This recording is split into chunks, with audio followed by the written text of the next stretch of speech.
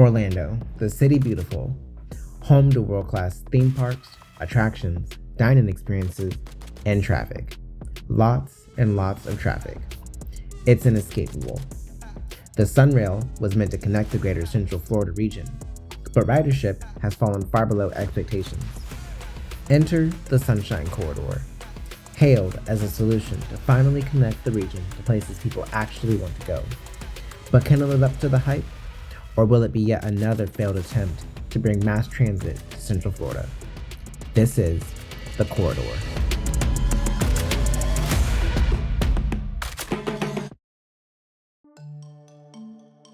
Planning of the Sunshine Corridor is already well underway.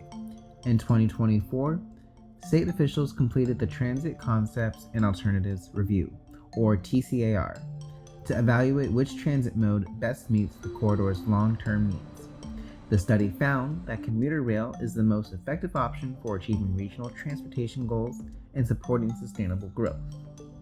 The commuter rail is expected to meet a host of demands, including improving access and connectivity to employment and activity centers, and offer opportunities for affordable housing development. Urban infill development is expected and essential if the Sunshine Corridor is to be successful and cost-effective. But there's a problem. The areas the line passes through don't have the density or mixed-use development that typically support rail investment. The corridor is largely urbanized and industrialized, leaving not much room for growth or green space. This is what is known as gray belts. That creates a problem, what planners call negative externality. Even though transit access would exist, the surrounding environment is largely undesirable for new development. In other words, traditional location-based theories of transit and land use don't apply here. But for locals, this might be a good thing.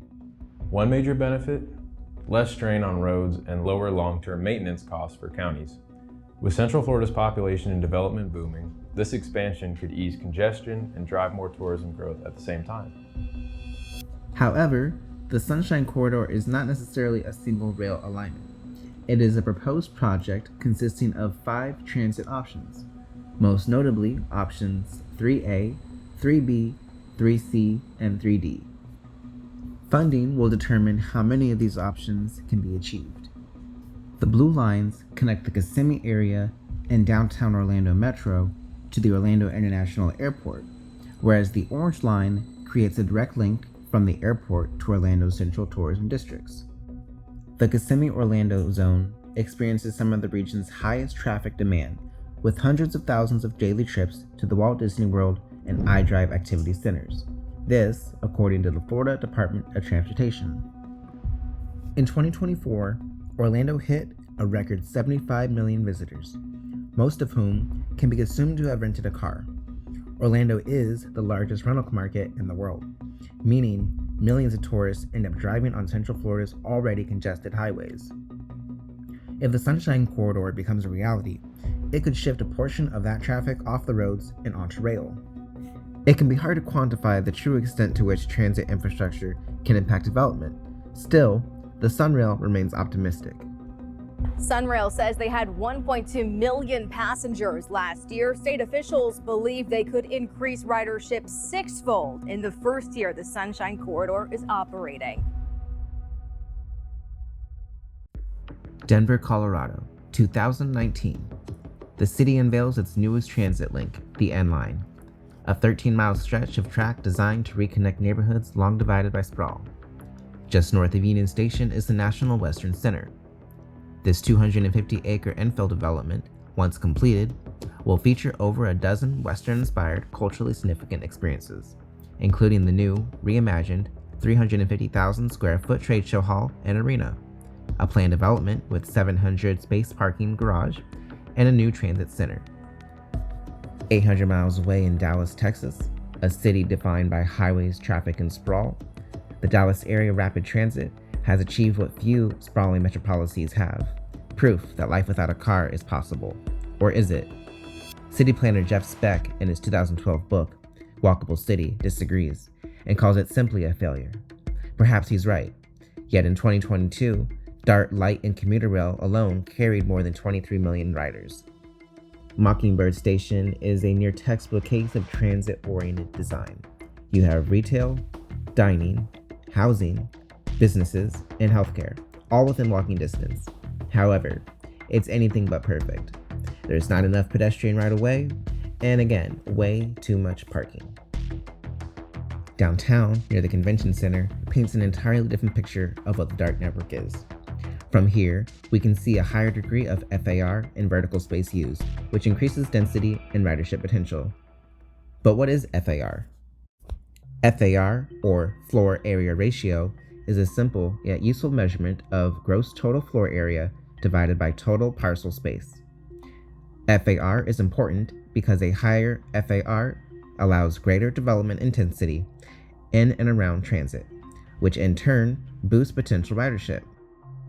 In Orlando, the Sunshine Corridor should incorporate these standards when considering how to activate infill development along the transit route. This could include mixed-use developments, green spaces, and parks along the corridor.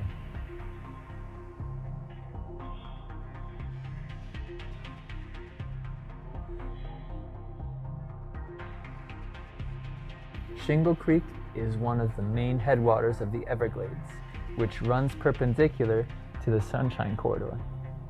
Ecotourism and mixed development in this area can be leveraged to increase density and potential ridership.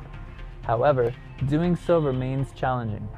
A recent proposal called the Toscana Planned Development was rejected in 2025 by the Orange County Board of Commissioners, putting those plans on hold.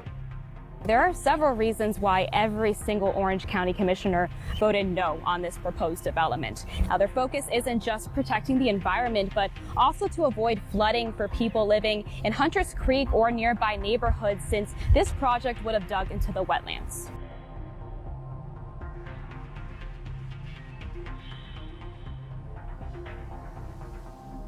The Sunshine Corridor plan strongly emphasizes both minimizing environmental harm and maximizing potential environmental benefits.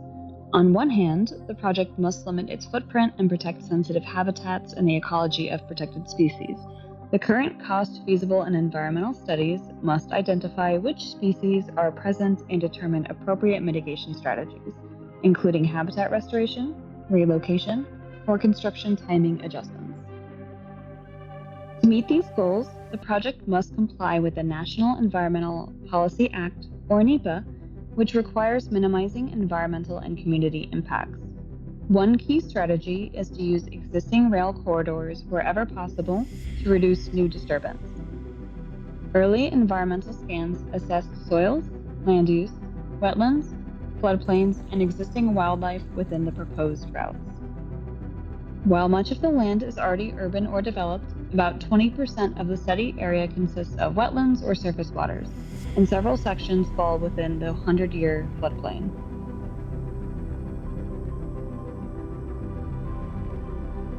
Because of that, flooding risks and climate resilience will need to be carefully considered as planning continues.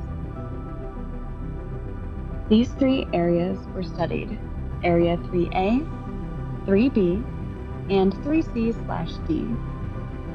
Option 3A covers about 13,000 total acres. The environmental scan found 13% hydric soils, which are saturated and likely to support wetland vegetation.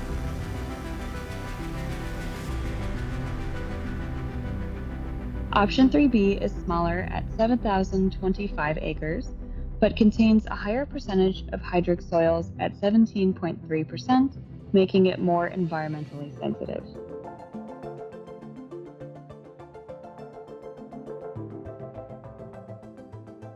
Options 3C and 3D were evaluated together due to their proximity.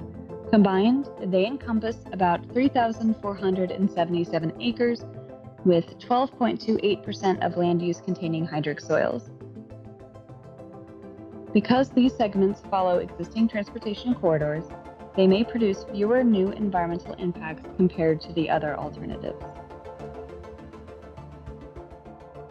Before construction can begin, the project will need to secure several environmental permits.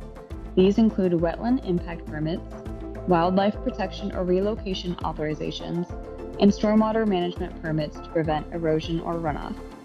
Potential environmental impacts for all options include habitat loss or fragmentation, wetland and floodplain alterations, and possible effects on prime farmland, particularly in options 3A and 3B.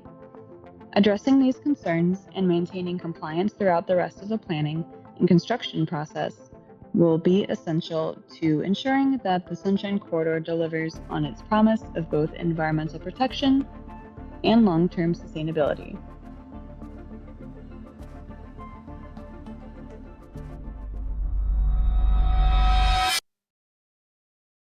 There's no stop at the airport in Orlando or the theme parks that millions of people visit every year. The Sunshine Corridor would change that, but it's going to take a lot of money, more than $4 billion to build. And before we even get to that step, a $6 million study needs to be done to determine the feasibility of the project. The only question is, who will pay for it? But that can be a complicated question to answer. As of today, the private side of funding has been responsible for most of the investment in the plan. Universal has been a large contributor, pledging nearly $125 million alone. This is certainly a strategic move by Universal, as the new rail would transport residents, tourists, and other visitors to their Epic Universe Park directly from the airport. In addition to this, they have also agreed to provide 13 acres of land to the project, which would serve as a site for the Orange County Convention Center station. So that's the private side, but government funding is playing a role too. It's easy to think all this planning is just red tape, but these studies actually open the door for funding that makes the project possible. The Florida Department of Transportation contributed $2 million into the study, in addition to the counties of Orange, Seminole, Osceola, and the city of Orlando itself contributed about $500,000 each towards the $6 million cost of the research. This process will take place over 2 years, from 2025 to 2027. The Sunshine Corridor may not reshape the skyline, but it could redefine how people move through it. Progress doesn't always come with fanfare. Sometimes it's just about getting people where they need to go faster, safer, smarter. And maybe that's enough.